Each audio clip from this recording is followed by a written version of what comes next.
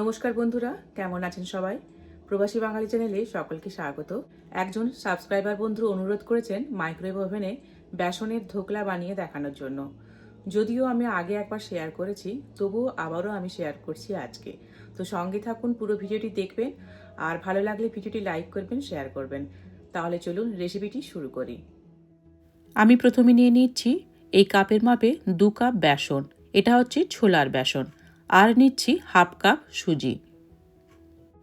এবার দিচ্ছি স্বাদমতো লবণ, আর দিয়ে দিচ্ছি 1 টেবিল চামচ সুগার।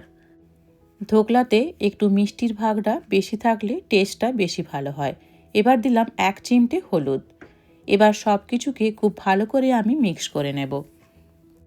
মাইক্রোওয়েভ ওভেনে শুধুমাত্র সুজি দিয়ে ধোকলাও আমি বানিয়েছি, সেই ভিডিও আমি শেয়ার করেছি, আপনারা দেখে নিতে পারেন। ডেসক্রিপশন বক্সে আমি লিংক দিয়ে দেব।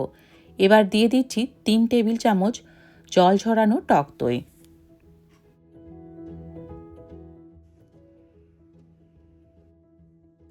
এখন জলের ইউজ না করে এই দইটা দিয়ে আমি বেসনটাকে খুব ভালো করে মাখিয়ে নেব।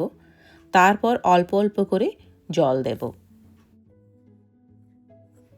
দইটা বেসনের মধ্যে ভালো করে মাখানো হয়ে গেছে। এবার একটু একটু করে আমি জল দিয়ে এই ব্যাটারটা বানিয়ে নেব। একসাথে অনেকটা জল দিয়ে দিলে ব্যাটারটা পাতলা হয়ে যেতে পারে, তার জন্য অল্প অল্প জল দিয়ে ব্যাটারটা বানিয়ে নিতে হবে। এখন আরও একটু জল আমি অ্যাড করে দেব। ধোকলাটা কতটা ভালো হবে সেটা পুরোপুরি নির্ভর করে ব্যাটারটা কীরকম হচ্ছে তার উপরে। এবার এর মধ্যে দিয়ে দিচ্ছি গ্রেট করে রাখা 1 ইঞ্চি আদা। আদাটা দিলে ধোকলাতে একটা দারুণ ফ্লেভার আসে। খুব ভালো করে আদাটা মেশানো হয়ে গেছে। এবার এর মধ্যে আমি দিয়ে দেব 1 টেবিল চামচ তেল। এই তেলটা ব্যবহার করা হয় ব্যাটারটাকে স্মুথ করার জন্য। যেহেতু বেসনের সাথে সুজি মেশানো হয়েছে, তো তার জন্য আমি ব্যাটারটাকে 5 মিনিট ঢাকা দিয়ে রাখবো, তাহলেই সুজিটা ফুলে উঠবে। 5 মিনিট পর ঢাকাটা খুলে নিয়েছি, আর এই যে দেখুন ব্যাটারটা কিন্তু অনেকটাই ফুলে উঠেছে। এর মধ্যে আমি আরেকটু জল মিশিয়ে ভালো করে আবারও হুইস্ক করে নেব। বেসন আর সুজির মিশ্রণটা ঠিক এই রকম হবে, খুব পাতলাও হবে না আর খুব বেশি ঘনও হবে না। এবার এখানে একটা মাইক্রোওয়েভ শেপ বাটি নিয়ে নিয়েছি, এটাতে আমি এখন অয়েল ব্রাশ করে নেব। খুব ভালো করে এই অয়েলটা ব্রাশ করে নিতে হবে বাটির গায়ের মধ্যে, যাতে ধোকলাটা খুব ইজিলি বেরিয়ে আসে। এখানে আমি নিয়ে নিয়েছি ইনো বা ফ্রুট সল্ট। আমি 1 চিমটে ইনো ইউজ করছি, আপনারা এর বদলে বেকিং সোডাও ইউজ করতে পারেন। এবার হালকা হাতে এটাকে পুরো বেসনের মধ্যে মিশিয়ে নিতে হবে। ইনো দেওয়ার সাথে সাথেই যেহেতু রিঅ্যাকশানটা শুরু হয়ে যায়, তাই বেশি দেরি না করে আমি এর মধ্যে ব্যাটারটা ঢেলে দিচ্ছি, না হলে রিঅ্যাকশানটা নষ্ট হয়ে যাবে। এই ইনো বা ফ্রুট সল্ট ধোকলাটাকে স্পঞ্জি আর সফট করতে হেল্প করে। এবার বাটিটাকে আমি এভাবে একটু ট্যাপ করে দেব, যাতে এয়ার বাবল থাকলে সেটা বেরিয়ে যায়। এখন বাটিটিকে আমি মাইক্রোওয়েভ ওভেনে দিয়ে দিচ্ছি।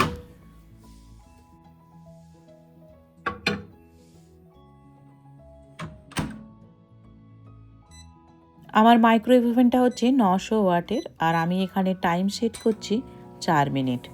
4 মিনিট পর যদি মনে হয় আর একটু সময় লাগবে, তখন আরও টাইম আমি অ্যাড করে দেব। এই ধোকলাতে একটা তড়কার ব্যবহার করা হয়, সেই তড়কাটা আমি এবার বানিয়ে নেব। ফ্রাইং প্যানে আমি দিয়ে দিচ্ছি 1 টেবিল চামচ তেল। এবার দিচ্ছি কিছু গোটা কালো সর্ষে, আর দিয়ে দিচ্ছি কয়েকটা কারি পাতা। এবার দিচ্ছি 2টো চেরা কাঁচা লঙ্কা, আর দিয়ে দিচ্ছি কিছুটা হিং। এই হিং দিলে ফ্লেভারটা খুব ভালো আসে ধোকলাতে। একটু নাড়াচাড়া করে এর মধ্যে আমি দিয়ে দেব জল। এই তড়কাটা টক ঝাল মিষ্টি হয়, তো তার জন্য এবার এর মধ্যে আমি দিয়ে দিচ্ছি অর্ধেক পাতিলেবুর রস, আর দিচ্ছি স্বাদমতো লবণ, আর দিয়ে দিচ্ছি স্বাদমতো চিনি। এবার এটাকে খুব ভালো করে ফুটিয়ে নিলেই কিন্তু তড়কা রেডি। তড়কা হয়ে গেছে, গ্যাসটা এবার বন্ধ করে দিচ্ছি।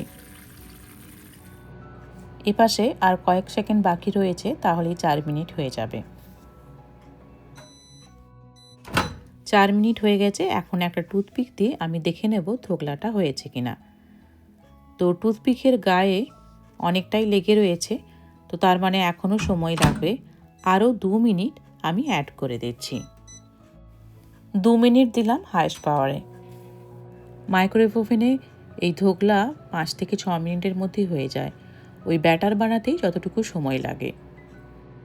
2 মিনিট হয়ে গেলেও আমি বাটিটিকে বের করে নেব না, আমি ভেতরে 5 মিনিট রেখে দেবো ঢাকা দিয়ে, তারপর বাটিটিকে বের করব।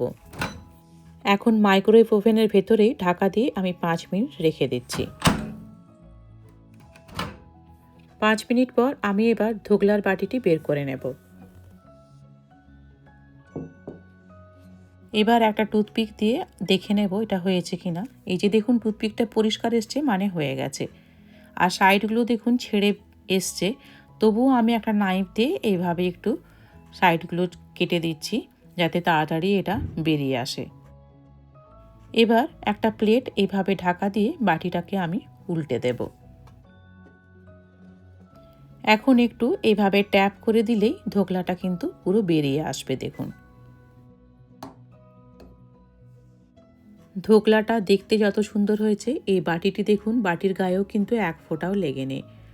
যদিও এখন প্রচুর গরম রয়েছে, তবুও দেখুন কতটা স্পঞ্জি হয়েছে। আপনাদেরকে একটু দেখিয়ে দিচ্ছি, দেখলেই বুঝতে পারবেন। এবার ধোকলাটাকে আমি কেটে নেব। মাইক্রোওয়েভ ওভেনে ধোকলা যেরকম চটপট হয়ে যায়, খেতেও খুবই ভালো হয়, তবে এটাকে বেশিক্ষণ রেখে দিলে এটা যেরকম ড্রাই হয়ে যায় সেরকম শক্তও হয়ে যায়। তো তার জন্য এটা যত তাড়াতাড়ি সম্ভব সার্ভ করে দেওয়াই ভালো। এবার ওপর থেকে আমি এর মধ্যে দিয়ে দিচ্ছি তড়কাটা। যতটা তড়কা বানিয়েছিলাম পুরোটাই দিয়ে দেব, তাহলে এই ধোকলাটা সফট হবে, স্পঞ্জিও হবে। এবার একটা বাটি দিয়ে এটা আমি 5 মিনিট ঢেকে রেখে দেব। এতে করে এই ধোকলাটা জুসি হবে আর আরও বেশি সুস্বাদু হবে। 5 মিনিট পর আপনাদেরকে ঢাকাটা খুলে একটা পিস নিয়ে আমি দেখিয়ে দিচ্ছি, তাহলেই বুঝতে পারবেন যে কতটা সফট আর স্পঞ্জি হয়েছে। এই যে দেখুন কীরকম সফট আর স্পঞ্জি হয়েছে, খেতেও কিন্তু খুবই ভালো লাগে। তো দেখতেই পেলেন বন্ধুরা, মাত্র 6 মিনিটে ধোকলা তৈরি হয়ে গেল। আশা করছি আপনাদের রেসিপিটি ভালো লেগেছে, আর যদি ভালো লেগে থাকে অবশ্যই একবার অন্তত বাড়িতে বানান, বানিয়ে আমাকে কমেন্টে জানাবেন কেমন হয়েছে আপনাদের বানানো ধোকলা। আপনাদের আজকের ভিডিও কেমন লাগলো কমেন্টে জানাবেন, আর ভালো লাগলে ভিডিওটি লাইক করবেন, শেয়ার করবেন। দেখা হচ্ছে পরের ভিডিও নিয়ে।